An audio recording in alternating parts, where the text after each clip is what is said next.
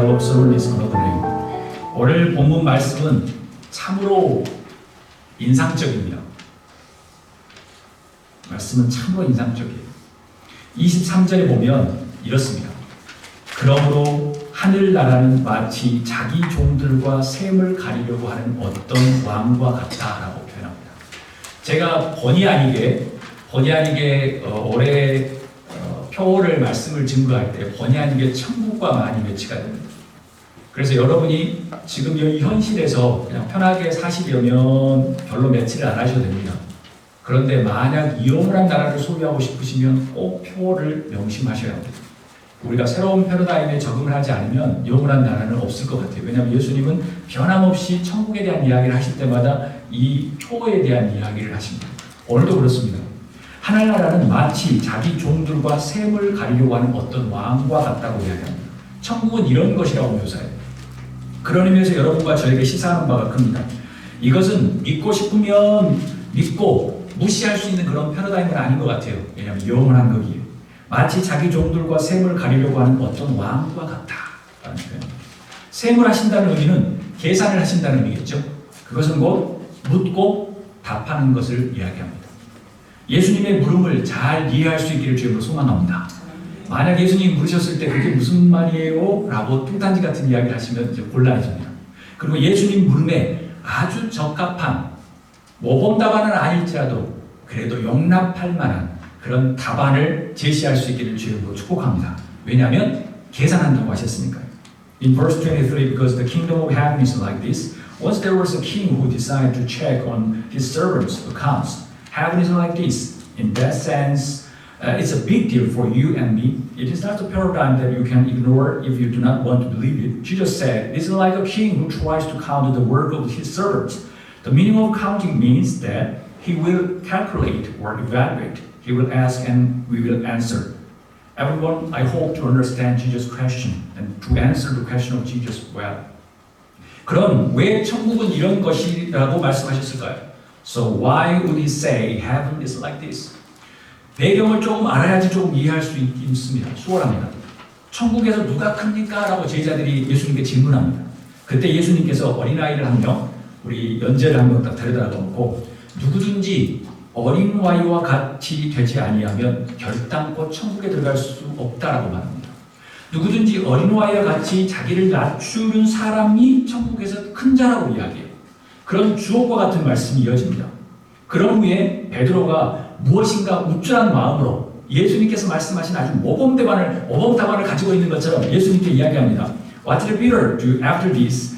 21절, 22절에 보면 이렇습니다. 그때 베드로가 예수께 다가와서 말하였다. 주님, 내 형제가 나에게 자꾸 죄를 지으면 자꾸 죄를 지으면 내가 몇 번이나 용서하여 주어야 합니까? 라고 물어봅니다. 7번까지 하여야 합니까? 아주 모범 답안을 지금 이야기한 겁니다. 천국에서 누가 큰지에 대한 질문을 한 다음에 예수님의 답이 나오니까 그 다음에 이제 들떠가지고 7번이면 되겠습니까? 라는 겁니다. 예수님께서 대답하셨습니다. 7번만이 아니라 70번을 7번이라도 하여야 한다. Then Peter came to Jesus and asked the Lord, if my brother keeps on sinning against me, how many times do I have to forgive him? 7 times? No, not 7 times, answered Jesus, but 70 times 7. 예수님께 말합니다. 주님, 내 형제가 나에게 자꾸 죄를 지으면 내가 몇 번 용서해야 될까요? 7번 정도면 되지 않겠어요? 아주 만족한 대답을 하는 거죠. 그런데 예수님은 전혀 다른 대답을 하십니다. 그런데 웬일입니까? 예수님의 말씀은 그 정도로도 칭찬해 줄 수 있는데 왜 그렇게 7번이 아니야 70번씩 7번이라도 해야 돼 라고 이야기했을까요? By the way, what is this? Jesus says, it is not 7 times, it's 77 times. 사랑하는 여러분, 여러분은 이 말씀을 어떻게 이해하십니까? 중요합니다. 뉴 패러다임을 인정 안 하셔도 괜찮습니다. 그렇지만 천국은 이와 같을 것이라고 하는 것은 변함없습니다. 그렇기 때문에 영원한 패러다임입니다. 그냥 어느 아름다운 데이튼 시골에 있는 교회의 표가 아닙니다. 이것이 없으면 천국은 우리의 것이 안 됩니다. 지금 우리는 몇 주를 거쳐서 긍휼과 헤아림이라는 주제로 계속 예수님의 말씀을 나누고 있습니다. Dear friends, how do you understand today's scripture? We continue to share Jesus' words on the theme of compassion and providence for the past few weeks. 도대체 70번을 7번이라고 해라. 70번을 7번이라고 해라. 라는 의미는 무엇일까? 기대하십시오. 이 의미는. What does it mean to do 77 times? 이게 무슨 의미일까요? 자, 첫 번째 따라하겠습니다. 죄가 아니다. 죄가 아니다. It's not a sin. 우리 옆에 분들 인사하도록 하겠습니다. 죄가 아니에요. 죄가 아니에요. 죄가 아니라는 겁니다. 웃으시죠? 웃으시죠? 여러분의 말 속에 대부분 다 죄라고 이야기하는 겁니다. 죄가 아닙니다. 처음부터 죄가 아니었어요. 영원히 용서라는 말씀은 70번, 7번이 아니고 그건 죄가 아니야라는 거예요. 인간의 존엄성을 말살하거나 인류를 저버리는 것, 사람의 생명을 죽이는 것, 이런 유의 것이 아닌 이상은 죄가 아닌 거야 라는 겁니다. 용서할 거리가 아닌 거야. 너가 잘못한 거지. 그건 죄가 아닌 거야 라는 거예요. 그러니까 베드로의 질문이 잘못된 겁니다. 자꾸 죄를 지으면 그 죄가 아니라니까. 너가 잘못한 거지 그 죄가 아니라는 거예요. 사랑하는 여러분, 예수님의 말씀은 아주 정확하면서 심플하고 너무나도 아름답습니다. 우리가 잘못 신앙을 가지고 있었기 때문에 잘못된 거였죠. 그 죄가 아닌 거예요. 7번씩 7번씩 용서하는 게 아니라 그 용서할 거리가 아닌 거야. 너가 잘못된 거야 라는 겁니다. 죄가 아니야 그거. 죄가 아니라니까 계속 말씀하고 있는 거예요. 용서할 것도 말할 것도 없는 너의 생각이 잘못이라는 것을 지금 의미를 내포하고 있는 거예요. 그런데 왜 뭔가 가진 사람처럼 용서를 하려고 하시죠? 성령을 보아하거나 성령을 회방하거나 하나님을 부인하거나 하나님을 반항하거나 하나님을 엿보이는 것, 그것은 죄입니다. 성서에도. 그렇지만 상황과 문화가 달라서 벌어진 일들입니다. 나의 생각과 다르고 나의 문화가 다르기 때문에 벌어진 거예요. 시대가 지나면 죄도 아닌 거예요. 옛날 스타일이었다는 거예요. 그러나 문제는 인간은 그 당시 그것을 정죄합니다. 죄라고. 베드로처럼. 정죄하면 괜찮죠. 마음속으로. 겉으로 그들을 죽이고 가문까지 몰살하고 낙인을 찍고 정의라는 명목하에 그 사람들을 당당하게 그 사람들을 죽입니다. 그게 인류의 역사입니다. 사랑하는 여러분, 예수님께서 말씀하신 건 그게 죄가 아니라는 거예요. 예수님께서 무슨 장난으로 뭐 70번씩 7번 하라는 게 아니에요. 그건 죄가 아니라는 거니까요. 용서가 아닌 거예요. 그것은 너가 잘못하고 있는 거지. 세계 근대 역사는 변화할 것을 알면서도 왜 변화하지 않으려고 끝까지 붙들고 있어요. 그런 좁은 시각으로 만들어낸 정죄 문화가 생긴 이 사회악이 이 역사를 만든 겁니다. 불과 몇십 년만 지나고 100여 년만 지나면 지금에는 너무나도 당연한 것들인데 그때 당시에는 그게 죄래요. 그게 죄래요. 그걸 한번 용서해주면 그러니까 큰 사람이라고 생각하는 거죠. 그 당시에는 죄라고 이야기하고 악마라고 이야기하고 마녀 사냥을 하고 옥죄이고 광요하고 그 다음에 가족들까지 연좌제로 묶여놓고 어떤 데는 그냥 묘까지 파가지고 능지처참을 시키는 아주 어처구니 없는 일이 벌어지죠. 지금은 아무것도 아닌, 동네 아이들도 다 아는 아무것도 아닌 것들. 예수님은 그것을 이야기하고 싶은 거예요. 죄가 아니야. 죄가 아니라니까. 그러기에 영원히 용서해야 되는 거야 라고 말씀하십니다. 저는 이 말씀을 받으면서 머리에 망치로 맞은 것처럼 느껴졌어요. 그럼 내가 생각하고 있는 거 전부 다 아닐 수 있겠다. 왜일까요? 35절 말씀을 다 함께 읽도록 하겠습니다. Why? I will read verse 35 together. 자, 읽겠습니다. 너희가 각각 진심으로 자기 형제 자매를 용서하지 주지 않으면 나의 하늘 아버지께서도 너희에게 그와 같이 하실 것이다. 저는 다시 한번 또 이 문장을 사용하고 싶습니다. 한번 따라해 보겠습니다. 하나님의 용서를 원하는가? 그러면 용서해라. 살고 싶은가? 용서해라. 너무 심플합니다. 예수님 말씀은 너무 심플해요. 하나님의 용서를 구하는가? 그러면 용서하라는 겁니다. 용서하기 싫으면 하나님의 용서도 없다는 거예요. 그럼 무슨 말이냐면 구원도 없고 영혼도 없다는 거예요. 말씀은 너무나 심플합니다. 제가 이걸 바꿀 수가 없는 말씀입니다.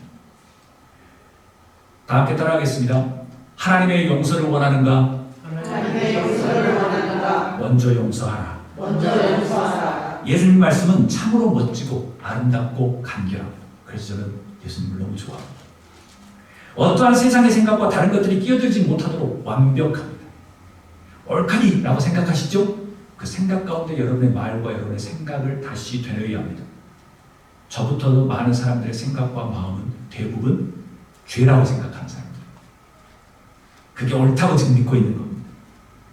사랑하는 여러분, 본래 죄가 아닐 가능성이 너무 많습니다.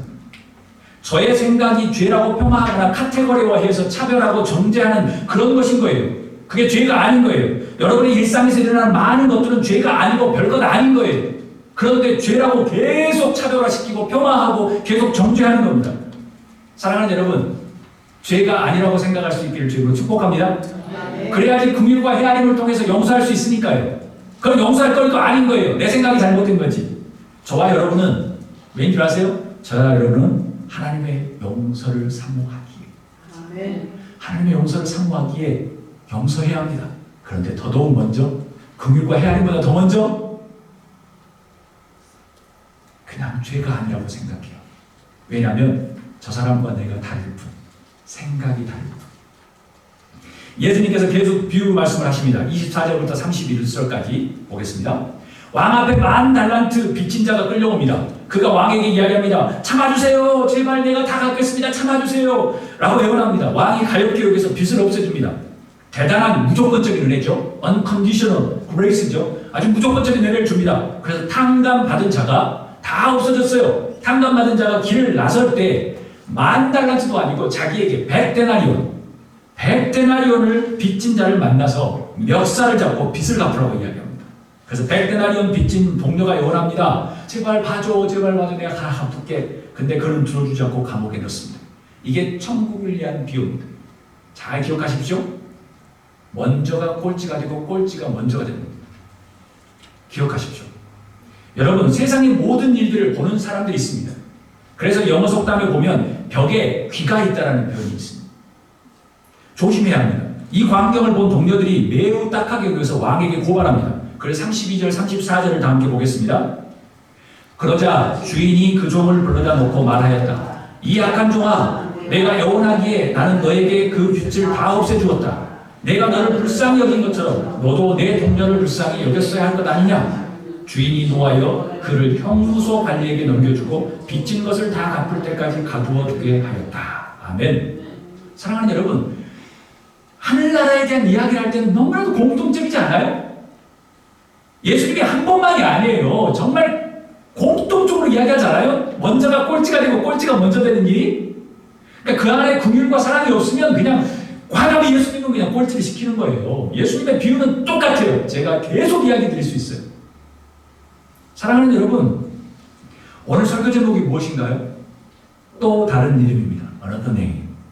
위의 본문을 통해서 어떤 은혜가 여러분을 감동하게 합니까? 한번 따라해 보겠습니다. 긍휼의 또 다른 이름, 용서. 헤아림의 또 다른 이름, 용서. 용서가 답입니다. 긍휼과 헤아림의 또 다른 이름, 용서. 하나님의 용서를 간구하는가? 그러면 용서하자입니다. 제가 한국에 있을 때였던가요? 용서, 그 먼 길 끝에 당신이 있습니까? 라는 다큐멘터리를 보았습니다. 보는 내내 울며 격분하며 가진 감정의 오르락내리락을 경험하는 시간이었습니다. 혹시 이 다큐멘터리를 보신 분 계시나요? 내용은 이렇습니다. 제가 또 이걸 준비하면서도 많이 주저주저 했습니다. 그렇지만 그래도 해야 되겠다라는 생각 가운데 하기 때문에 다른 의도로 있게 듣지 않으셨으면 좋겠습니다. 사랑하는 가족을 하루아침에 살인자에게 잃고 상실의 고통과 절망 속에서 하루하루를 살아가는 유가족들의 생생한 이야기입니다.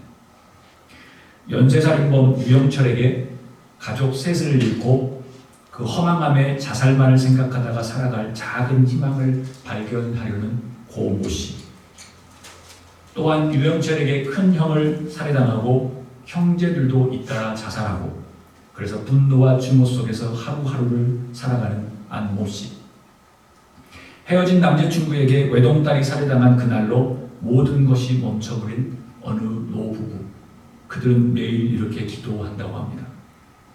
용서할 수 있도록 용기를 달라고. 이 다큐멘터리는 살인이라는 극단적인 사건 속에서 용서하는 자와 용서하지 못한 자의 이야기를 통해서 인간의 비극에 관한 성찰과 용서로 이르는 아주 멀고 험한 과정을 담담하게 보여줌으로써 용서와 치유 그리고 살아간다는 것의 의미를 다시 한번 느끼게 하는 방송이었습니다. 그래서일까요? 많은 학자들과 많은 사람들이 이야기합니다. 용서라는 것은 신과 가장 닮아 있다. 사소한 일에도 쉽게 삐지고 상처받아 서로 용서하지 못하는 저와 같은 현대인들에게 자신을 돌아보는 소중한 시간이었습니다.